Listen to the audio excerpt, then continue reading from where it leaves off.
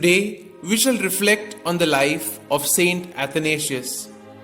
A native of Alexandria, St Athanasius was probably the son of prominent Christians.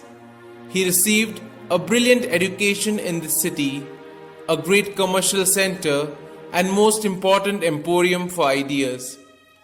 Even as a young man, he was conspicuous for his wisdom and acumen, as well as for his deep piety.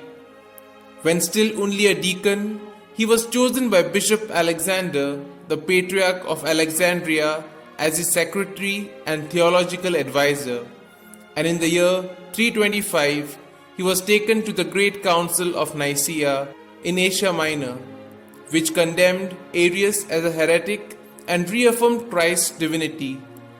There, he became a sincere and courageous mouthpiece for his aged archbishop, who had remained crippled from the tortures endured on the rack during the Galerian persecution.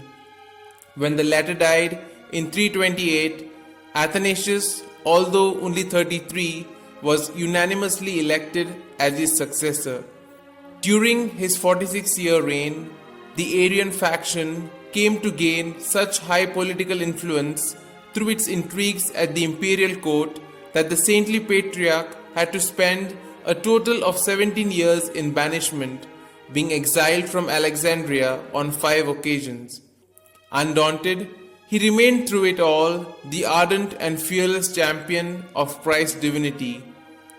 Far from seeking revenge, he tried rather to win his enemies through kindness and always retained his spontaneous sense of humor, which could also on occasion be penetratingly sharp.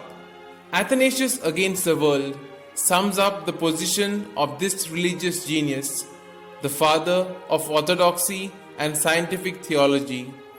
Throughout 50 critical years in Christian history, he was the chief defender of the integrity of the Catholic creed.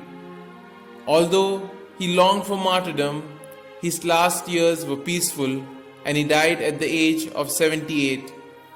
The most famous of his many writings are on the Incarnation, which he composed in his early 20s while still a deacon, and the history of the Arians, written during his third exile among the Egyptian desert monks. His life of St. Anthony made an enormous appeal to men everywhere to lead the ascetical life.